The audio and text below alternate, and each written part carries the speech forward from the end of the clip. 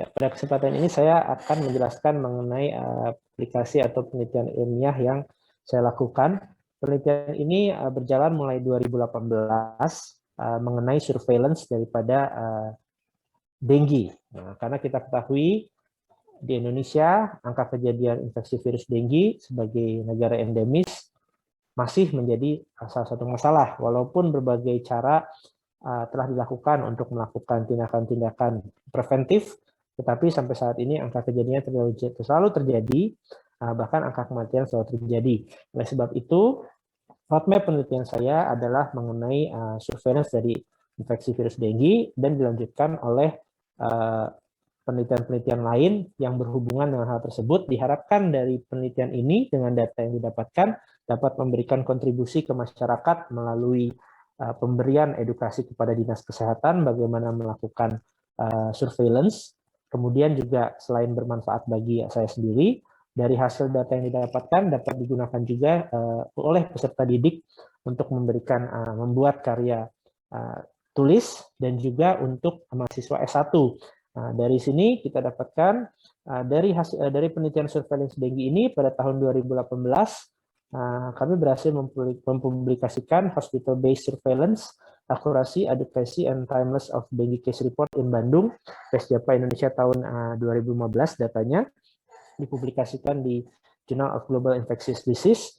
Dari penelitian ini kita dapat mengetahui bahwa angka surveillance pelaporan daripada infeksi virus dengue ini masih under surveillance ternyata. Banyak kasus-kasus yang kami dapatkan ternyata antara data yang kami dapatkan di rumah sakit dengan data yang tersimpan di Departemen Kesehatan atau Dinas Kesehatan setempat berbeda, cukup signifikan. Beberapa menunjukkan bahkan ada perbedaan sampai 30% untuk akurasi, dan juga untuk pengiriman laporan ini ternyata tidak on time dalam 24 jam sesuai undang-undang wabah. Seharusnya penyakit menular itu dalam 24 jam sudah dilakukan pelaporan ke dinas kesehatan setempat untuk dilakukan surveillance. Tetapi ternyata pengirimannya sangat bervariasi mulai dari mingguan sampai dalam 1 bulan baru terkirim. Dari hasil penelitian ini kami melakukan feedback ke dinas kesehatan kota, dan direspon cukup baik. Pada saat ini sudah mulai dilaksanakan suatu sistem pelaporan secara online dari rumah sakit, terutama rumah sakit besar kepada dinas kota, agar laporan apabila terdapat kasus dengue yang memerlukan perawatan itu akan segera online terinput oleh dinas kesehatan setempat, dan dinas kesehatan setempat dapat melakukan tracing terhadap kasus tersebut. Dari penelitian tersebut juga kami dapatkan ternyata masih ada penggunaan atau tata laksana yang tidak sesuai pada infeksi virus dengue, yaitu penggunaan antibiotik. Karena kalau kita ketahui infeksi virus dengue adalah infeksi virus, tidak memerlukan tata laksana terapi dengan antibiotik. Dari penelitian itu pada 2019 kami berhasil mempublikasikan tentang inappropriate use of antibiotic in hospital dengue virus infection children with presumed concurrence of bacterial infection in teaching and private hospital in Bandung. Dari hasil penelitian ini kita dapatkan memang banyak di rumah sakit swasta yang masih menggunakan antibiotik tanpa indikasi yang sesuai untuk pemberian antibiotik. Pada infeksi virus dengue, kita boleh memberikan antibiotik apabila memiliki bukti yang kuat terdapat koinfeksi dengan bakteri.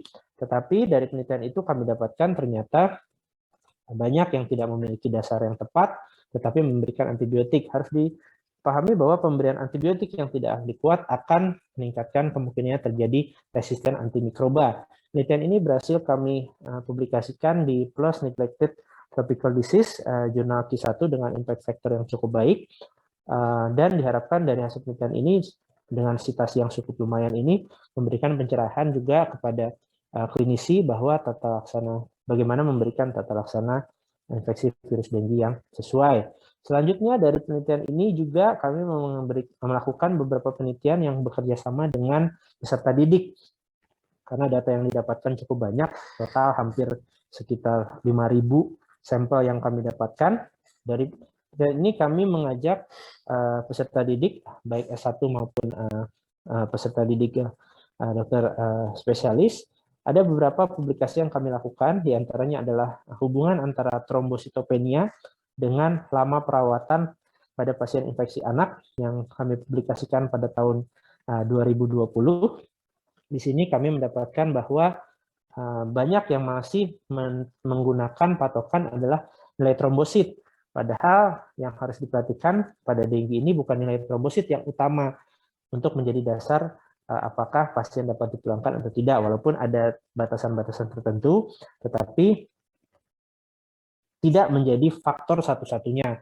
Dari penelitian ini kami harapkan juga, karena kami bekerja sama dengan mahasiswa S1 yang akan pada akhirnya menjadi dokter umum, mereka akan menjadi pionir juga untuk memberikan pencerahan dan memberikan edukasi nanti pada saat sudah mampu berpraktek secara pribadi, bagaimana melakukan pengawasan dan memilih pemeriksaan penunjang pada kasus-kasus infeksi virus dengue, bahwa tidak hanya trombosit yang harus diperiksa, tetapi pemeriksaan lain seperti hematokrit dan juga klinis daripada pasien sangat bermanfaat dalam melakukan tata laksana dan juga melakukan menentukan kepulangan dari pasien. Kemudian kami juga bekerjasama dengan mahasiswa selanjutnya mengenai hubungan jumlah trombosit dengan manifestasi perdarahan pada pasien infeksi virus dengue anak yang dirawat di beberapa rumah sakit Bandung tahun 2015. Di sini makin menguatkan bahwa jangan hanya menentukan menggunakan nilai trombosit sebagai prediktor kemungkinan manifestasi perdarahan. Dari penelitian ini ternyata ada faktor-faktor lain yang juga harus diperhatikan, termasuk beberapa pemeriksaan penunjang lain yang bisa diperhatikan. Jadi kalau kita lihat roadmap dari penelitian ini, mulai dari surveillance-nya kita lakukan, bagaimana kita melakukan tindakan pencegahan primer dengan melakukan tindakan surveillance secara berat, kemudian tindakan pencegahan sekunder apabila kita menemukan kasus, kita bisa segera melakukan tata laksana.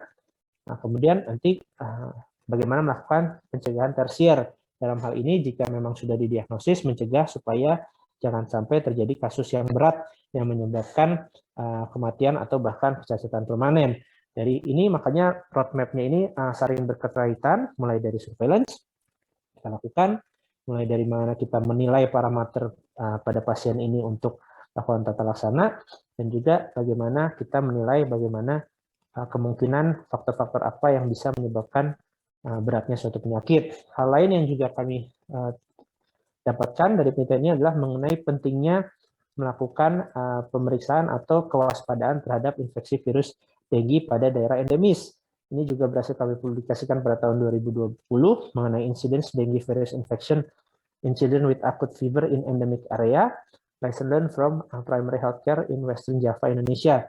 Ternyata pada daerah-daerah yang endemis, pada daerah yang memang angka kejadian dengue-nya cukup tinggi, pada pasien-pasien yang datang dengan demam akut tanpa kecurigaan dengue pada saat dilakukan pemeriksaan marker, hampir 30% tidak diduga infeksi virus dengue, tetapi menunjukkan hasil pemeriksaan terkonfirmasi dengue.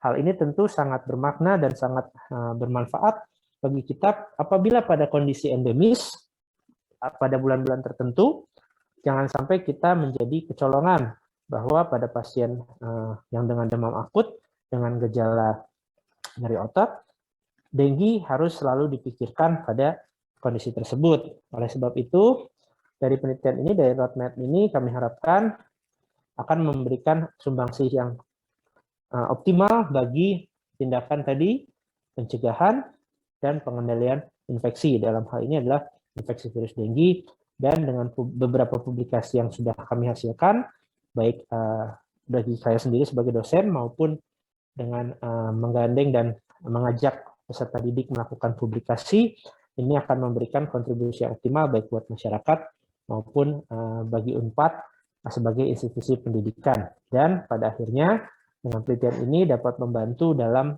tata laksana dan bagaimana kita mengontrol kejadian infeksi virus dengue.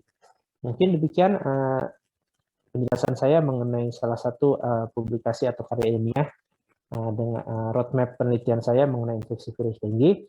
Ke depan kami harapkan dapat berlanjut menjadi penelitian mengenai pencegahan infeksi virus dengue dengan menggunakan vektor atau yang sekarang banyak adalah mengenai Wolbachia. Wolbachia ini sudah banyak diteliti di beberapa negara termasuk di Indonesia, Jogja yang sudah menjadi center untuk penelitian Wolbachia, yaitu pemberian parasit untuk memberikan parasit kepada nyamuk Aedes agar nyamuk itu menjadi infertil untuk kemungkinan terinfeksi daripada virus dengue.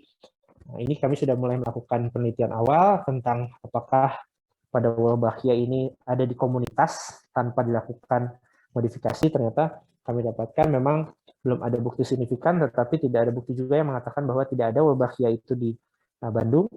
Tapi dengan penelitian lanjutan, dengan penelitian lebih lanjut, kami harapkan bisa juga berkontribusi di daerah Jawa Barat selain di Yogyakarta mengenai penelitian Wolbachia untuk pencegahan infeksi virus dengue. Demikian penjelasan saya. Terima kasih. Selamat siang.